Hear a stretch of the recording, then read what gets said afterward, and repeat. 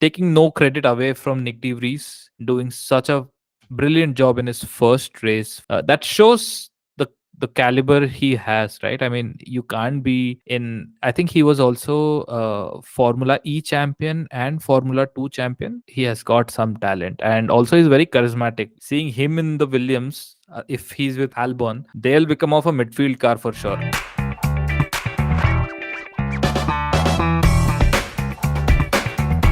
अभी अभी तो आए हो, अभी अभी जाना है, ढल Wow. गया दिन, हो गई शाम, जाने दो, जाना है. So that was the start with some abhi abhi. Now bear with the other Wow. abhi Wow. abhi Kya for baat. bear with the other abhi abhi for the next 40 half an hour. Yeah. So we are just back from temple and we feel very sacred, but it's temple of speed and Ferrari has managed to ring the ghanta. Not their fault, unfortunately. This is racing. This is how things end sometimes when you don't expect or when you expect. But all in all, a decent race. What are your Yeah. thoughts about the race? I don't know. I have mixed feelings. There is a side in me which is very happy, right? Because we saw a lot of action. Just seeing two drivers actually coming from the back of the grid to the front of the grid is what stands testament to this whole new regulations. But then there's also some part of me which is sad because there's no excitement going into the championship, right? It's pretty much decided. The way the dominance of the Mad Max Fury, it's kind of just blowing us over. But yeah, it's sort of a mixed feelings. Obviously, seeing the crowd and probably imagining that one day we might be wanting to go there. It's heartening. It's just a race of emotions, right? In this great temple of speed. I mean, you spoke about us going there sometime. I was of the opinion that I would definitely want to go to Monza sometime very shortly, probably next year, Monza. But something changed after this weekend. I no longer want to go to Monza. I would probably want to go to Spa because fan behavior in Monza, although I consider myself as a part of the Tifosi, it was quite atrocious because things were going very wrong towards end of the race, and a lot of name calling for Verstappen and dragging in Verstappen's mom and things like that. I mean, come on, that is just atrocious. That is just terrible behavior, and I don't think these kind of people are considered to be fans of the sport, right? These people are just driven by a lot of raw emotion, I would say, and they don't understand sport as a whole. And I do not appreciate that kind of behavior from anyone, be it the Orange Army or uh, Hamilton fans or now Tifosi fans. But I mean, it's always debatable, when people say that, okay, Orange Army is better than Tifosi. Sometimes people say that, Tifosi is better than Mercedes fans and things like that. But there's always a bunch of people who are really spoiling the name of the sport, name of the people who actually are the true fans, right? I mean, uh, F1 is really going to dogs. I really felt sad when uh, somebody apparently threw something at Verstappen's car when he was going behind the safety car and it hit his livery.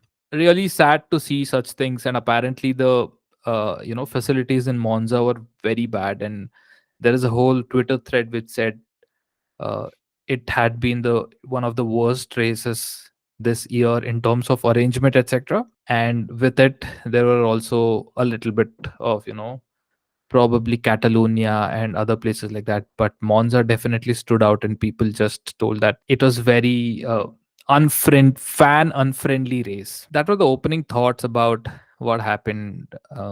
Yeah, and what do you think about the whole Tifosi incident? Yeah, I mean, it is really sad. I did not know much of this, frankly. I did see some thread, I think, of WTF1 when they asked for the fan experience, but I didn't really concentrate on that. Obviously, there was booing and stuff like that, which is probably happened in a lot of places, right? But to this extent, I didn't really know what actually transpired, right? But now knowing from you, it's really sad, right? Somewhere the F1 sport itself is getting better, right, on the track, but off the track it's just getting worse, right? It's fair enough, we have fan rivalry, it's all good for the sport where you have like people loyal to certain people or certain drivers, right? But it's very sad when they kind of almost pretty much come to this particular state, right? The FIA should probably come hard on them. Maybe there should be a code of conduct that's drafted, right? And they should really come hard on these incidents so that there is a precedent stuck, right, in terms of what is right, what is wrong.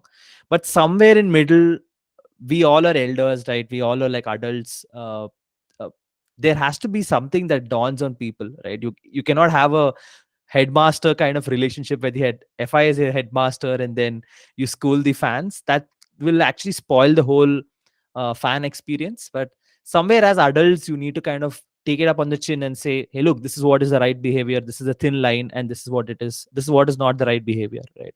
Agreed, agreed. I mean, if the fans are booing someone, acceptable.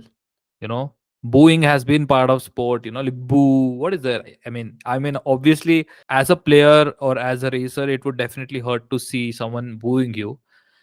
But it's okay. It's not offensive or it's not anything else, right? I mean, booing is chill. It's part of sport. But then name calling and uh, you know, apparently a lot of fans were threatened. Verstappen fans were threatened not to cheer on him and crap like that, which is really sad. Especially me being like a I love Ferrari, and when I see stuff like that happening, it's like really sad and not cool at all. And definitely, uh, I wouldn't want to be part of a race where I'm being threatened to not support my favorite driver or favorite team. It's yeah, it's sad. But I think somewhere apart from the off track thing also that you mentioned, right? Somewhere on track also we felt a bit of sadness right from the start of the race, right? Which Yep. is that we were watching the qualifying, right? But just knowing that a lot of those cars in the qualifying, even if they come ahead, they're going to be pretty much pushed back, right? The whole fun of qualifying where like you were on the edge of the seat and there's like the provisional pole is this the driver in the provisional pole, right? And that whole experience kind of just took away from the whole commentary, the whole anticipation that we had, because we were like, hey, look, either ways if Max is going to come first, either ways if Science is going to come first, right? Either ways if Hamilton is going to come first, and a whole list of people, right? All of them are going to go back, right? Yeah. One way, obviously, it opened up a lot of the other stuff, right? A lot of the midfield teams suddenly were starting the second row, for example, McLaren, right? But somewhere 50% of the grid is has these penalties, like close to 50, right? 9 drivers had this penalty. uh, what do you think, right, as a fan? It gets so complicated as a fan to follow the sport, right? You're like, okay, why exactly is Verstappen getting 5 places and then this guy getting like 19th, right? Or 10 places or 15 places, right? And it's kind of complicating the sport. But as a fan, what do you think would probably simplify it? Agreed about the fact that it kind of took away the thrill of qualification, like the whole uh hundredth of a second or something that Charles out qualified Max with. We truly couldn't taste it. I felt like that because of the engine penalties and infinite penalties, and a lot of theories are there as to what can be a better way of doing it. I understand that FIA has thought about it a lot and it has come to this particular rule after a lot of thought. But some fan had suggested that, for example, if someone is taking like a 10 place grid penalty, so they start from pit lane after waiting 10 seconds and Hmm. things like that, so which is very interesting. So at this Yeah, point, yeah. I haven't really thought about what could be a better scenario, but this was one thing, if someone has taken like the whole engine change kind of a thing, which is like a complete grid penalty to the back. they would probably start 20 seconds later from the pit lane. This is quite interesting. I mean, but obviously that also might have some cons of it. But I think still there would be like that thing that, like you don't get to see the grid as they qualified. So that could be a little sad. What are your thoughts on that? I mean, I was trying to just frankly think about it right away now itself. Maybe, and it was stupid. It didn't kind of make sense. What I thought maybe is that if you take 5 players grid penalty, or if you just change a few parts, right? Maybe you should not be allowed to go into Q1, right? Sorry, Q3. So that Q3, the sanctity of Q3, the purity of Q3 is still there, right? We still have that happiness of Q3, but I don't, somewhere it doesn't make sense, right? But fair enough. I think until then, until if I find a better way of doing it, we have to just probably contend with this. But I think the immediate impact of this whole thing was felt on, definitely on the race, right? For Yeah, whatever happy reason, it felt happy to see Russell starting front. It felt happy to see the McLaren starting in second row, and you were like, yeah, oh, can they actually do it like last time? If everyone crashes, right? Can again Ricardo and Norris kind of fight it out to the end? But yeah. yeah, I mean, it was pretty Ricardo even fun. said that, I was hoping that the race ends in the first lap itself so that I'm on the podium. It's Yeah, just, but yeah, it's funny. Except Leclerc in the top five, rest all four had penalty. yep, exactly. Promoted to the front. Yeah, great qualifying actually. Although, like you said, we didn't feel the thrill of it. Good pace from the Ferraris compared to last weekend at Zandvoort. Much better than, their competition is much better with Red Bulls. But again, the downforce setup was like optimized for quali, I felt, not probably for the race. What did you think about the highlights of the race? I think it would be not fair on our part if we didn't speak about Mad Max Fury, right? The man was rolling. He was literally rolling. I think by lap 5, I suppose, right? He was in P2. He had taken off Russell, and he started from P7, right? We've seen him win in Spa from 14th. We even made a reel about it, right? We've seen him win from 10th also, right? So P7 was not a big thing, right? But just the sheer speed in which he did it, right?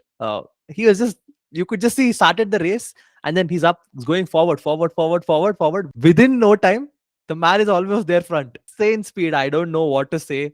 Uh, like I mentioned in the starting, right? There's a part of me which is sad because that speed reminds you of the Mercedes dominance, and you probably know at this moment it Yeah, can start getting boring, right? But obviously it's good to see Max like literally flying, and it's very peculiar, right? Because uh, in relation to the other car, right, that's his closest competitor, which is Perez. He surprisingly lost places. He started P13, right? For whatever bad start or no, he actually he dropped down to P15, right?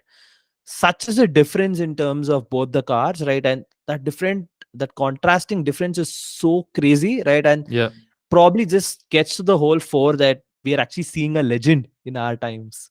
Just to touch upon that point, Verstappen, the way he nursed his tires was probably, one of the most interesting things that we have seen because they definitely had the faster car, but like you said, we saw Perez falling back, and we saw Sainz gaining, and we saw Verstappen nursing his tires so well. I mean, he has just reached a zen position in his head in the craft of racing that he can get onto the top of the podium from starting from any spot, and it will not take him much time actually. So absolutely stupendous. I mean, Ferrari tried this time, although people could say that it was a mistake to pit Charles so early, but I somehow defend them this time, and I think most people do too, because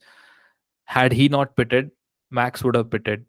So there's always that, cat and mouse game going on. I felt like Ferrari did a decent job at strategy, but there were no dividends that paid off. I mean, Leclerc didn't go on to gain as much ground on Verstappen as Verstappen did in the beginning stint on him. Yeah, the man is in another level, and yeah, I mean, championship has become a little boring, but let's see.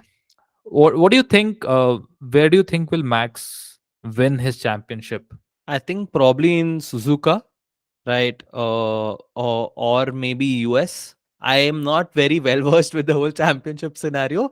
I do know that there's a mathematical possibility in Singapore, right? Is that if he wins and then if he has the fastest point, and I think Leclerc should finish less, ninth or lesser, then he wins in Singapore, right? Seventh or Or lesser. else, Yeah, okay, yeah, seventh or lesser, something like that, right? But I think it would probably spill on to Suzuka, right? Leclerc, if you're listening, please, just for a small fans that we are here, just kind of just come second or something and just keep extending it as yeah. much as possible, right? You should Yeah, actually pray to Verstappen to not finish first, but that won't happen. But that will happen. That will happen. That will happen. But in the next year, because there's a Monza curse. oh yes, yes, yes. But you never know. Maybe next year he's already champion by Monza, Oh so shit. uh, that's possible. But anywho, I feel like Suzuka is the place because it has definitely been a Red Bull dominating track for years.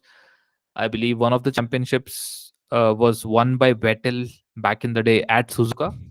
So it's definitely a Red Bull track. And on paper, the next Grand Prix, that is Singapore Grand Prix, looks favorable to Ferrari and not so favorable to Merck. And it's going to be an insane circuit, which we'll come to later. Uh, but what else did you think was like the highlight of the race apart from, Ferraris and Red Bulls? See, but I also just to touch upon a bit of it, right? Just before I get to the highlight, is that I feel that the whole science show that we had in Monza was somehow overshadowed by Leclerc, Verstappen, Tifosi, etc., etc. Right? He did well in the qualifying, which is Q1, Q2. He did well. He did well in FP1, FP2 also, right?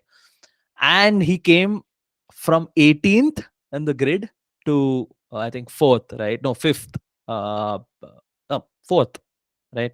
Yeah. Behind Russell. Yeah, so somewhere I feel the highlight of the day, which I felt was personally Nick de Vries, who was the driver of the day. Somewhere I felt should have been technically Carlos Sainz, Yeah. right? But he kind of pretty much missed out on the whole celebration stuff and all of it, right? Yeah, but what do you think was the highlight? Because I think somewhere for me, the underdog highlight was Carlos Sainz, which I felt was overshadowed, right? What was the specific highlight for you? Like, what would you take back and know this race for? I think as much as science did a great job, P18 to P4, I believe Hamilton also did a great job, P19 to P5. I mean, they just maintained their places, but they gained 14 positions, which is fabulous. Uh, so definitely, I felt like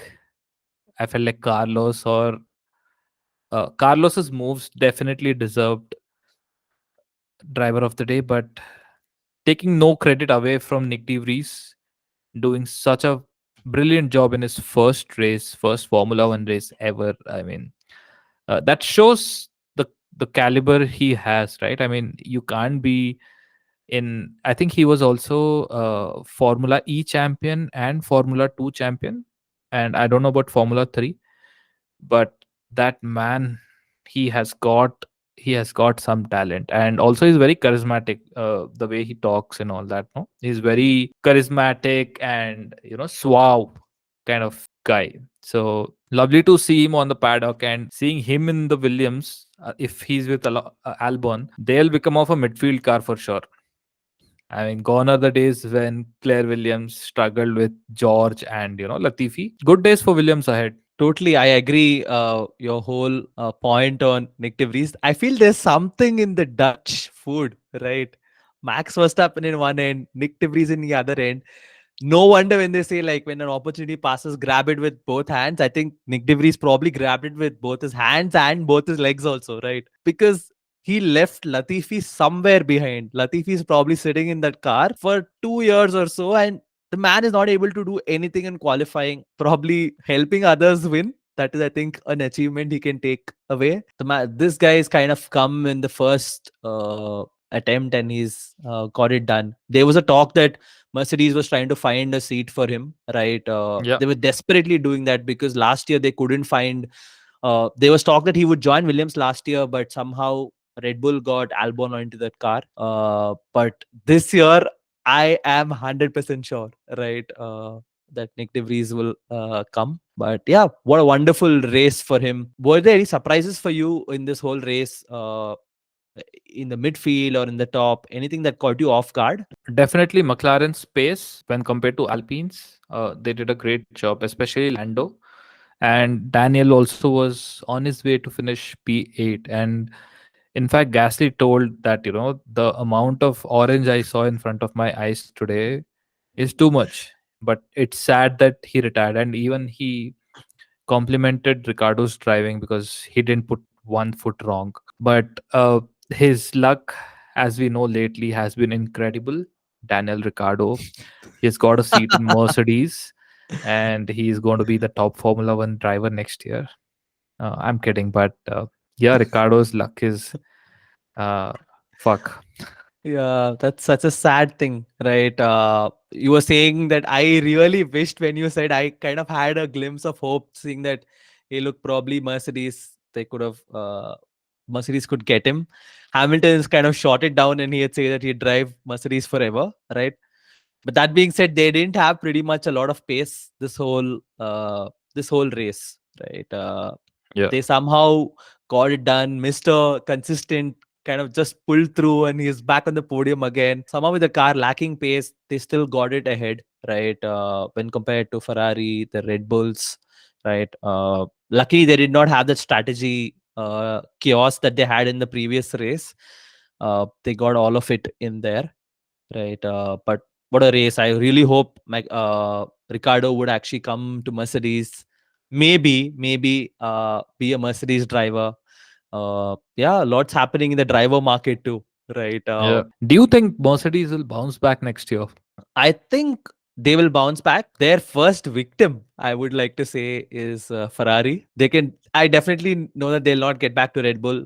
Max probably will get the championship next year too, but it would be a little more closer way in terms of Mercedes and Max. But I think they will bounce back properly to the start of the field, probably by the year after that. I feel like they'll bounce back next year itself.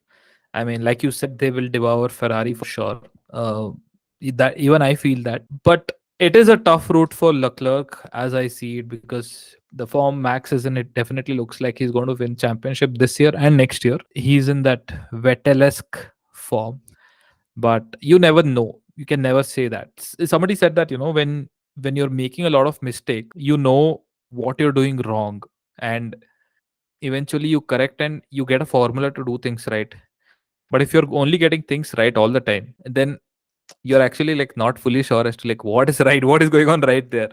So I feel like Mercedes and Ferrari have made like incredible amount of mistakes as compared to Red Bull. So there is a chance, there is a glimmer, a small silver lining for Ferrari, and a relatively big silver lining for Mercedes that they'll do well. Just before this, you're speaking about midfield teams. I mean, what do you think is going to be the case of midfield this year? And When you say midfield, two words come to my mind, which is non-existent and inconsistent. Right. That's what midfield has been this year. Your it's any like I midfield feel team? F1 is only top three teams. Rest everybody is probably in F2. It looks like that, Especially this year. Especially this year. especially this year. Alpine and McLaren are something to look out for, and I definitely think that McLaren is going to do well by an year end because they definitely have made some changes. And although I believe Alpine is quite ahead of McLaren by in points. I mean, like a few, I think 20 points or something. But there is a good chance that McLaren will come back in last six races. Speaking of last six races, we only have six races to go. And damn, what are we going to do after that, man? Yeah, I don't know. Probably we take a break. We'd probably decide, thinking what to come back with, right? But when you said last six races, the word last kind of just hung on to my head because last year, during the last race, we were actually in a marriage, both of us, and then seeing the events that we saw, what happened, we couldn't believe, right? Couldn't believe our eyes.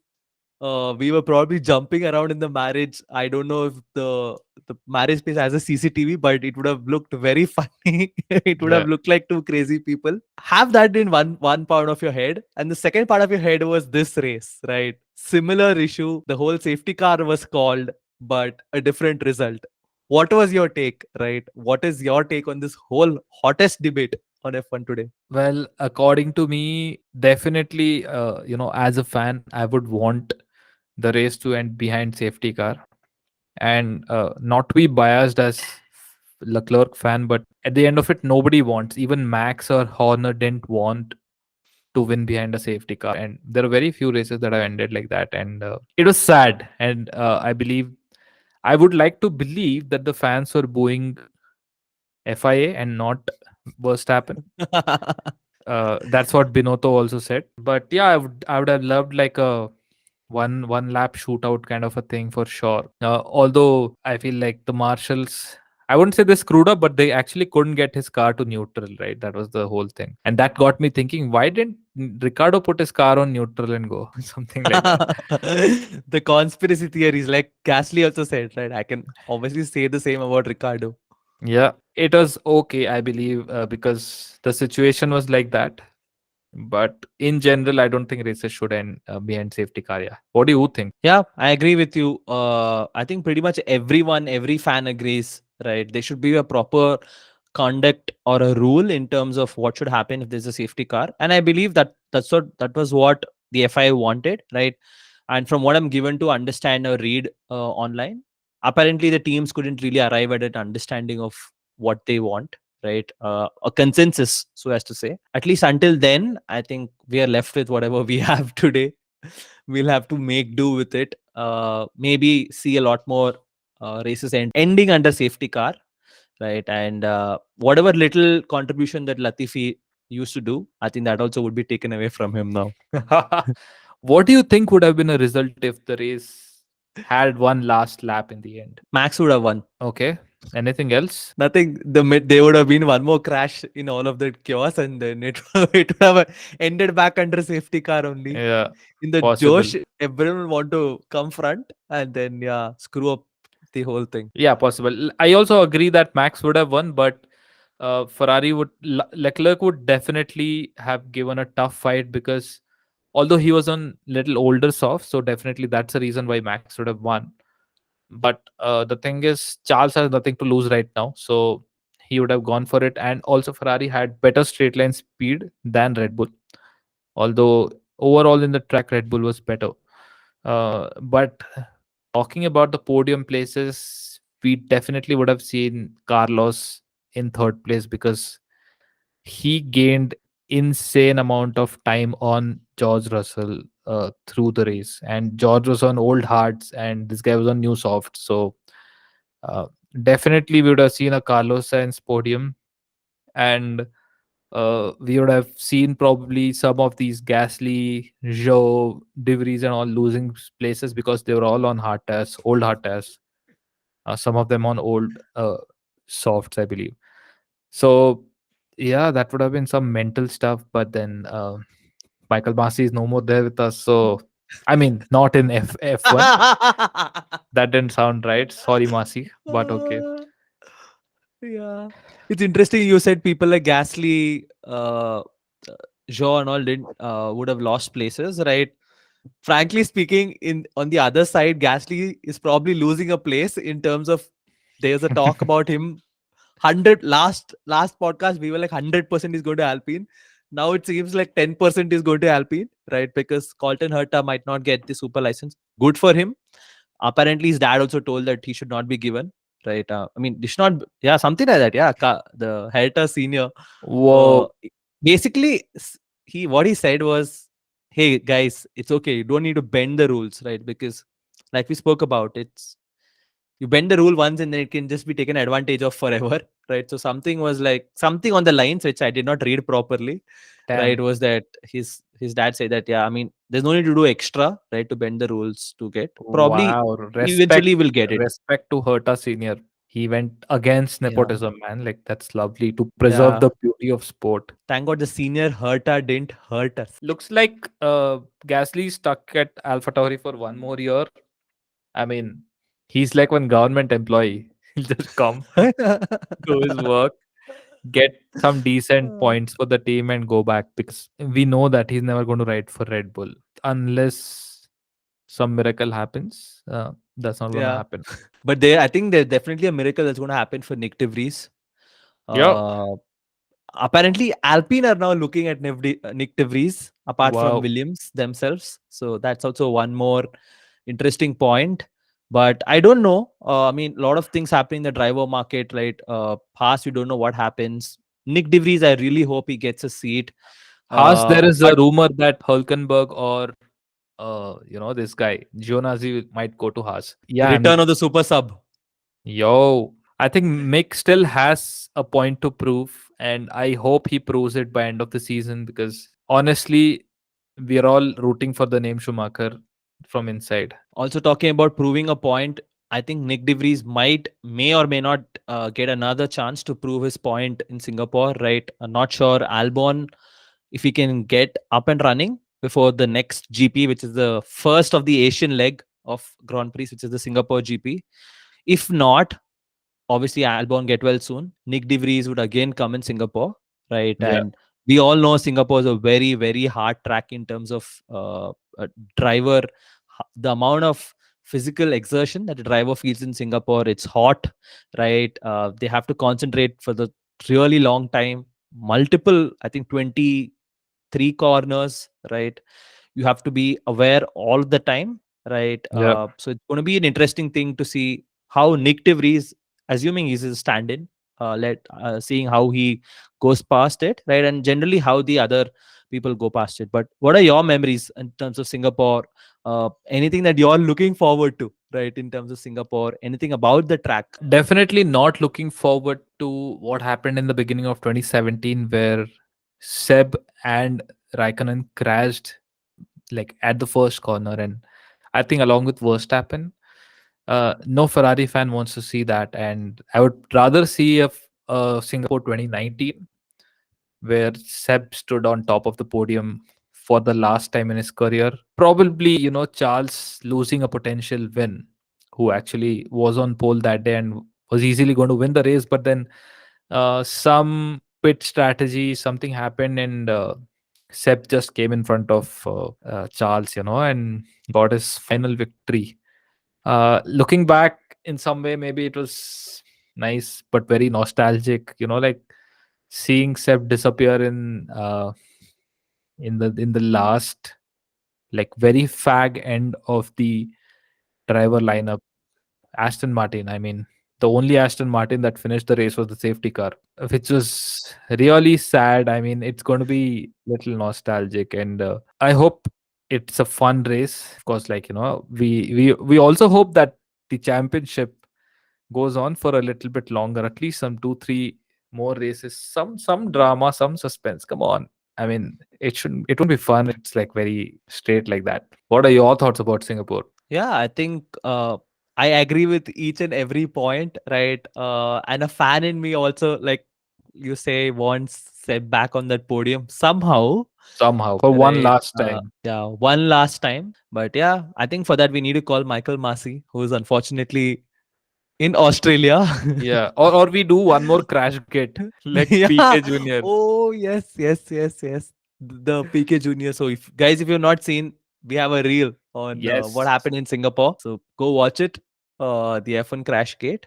But yeah, it'd be interesting. Everyone probably knows it's a little more high downforce setup, right? Tires would be something interesting because obviously there would be a lot of corners, so there would be pretty much a lot of wear. So we would need to see how the strategy plays out Yeah. in Singapore. And But and a yeah, night otherwise, race. yeah, the night race is back. on the Marina Bay Sands. What are your predictions? Leclerc, Sainz, Verstappen, I'd go for I'd go for Latifi, Stroll, and Vettel. Stroll, and Vettel.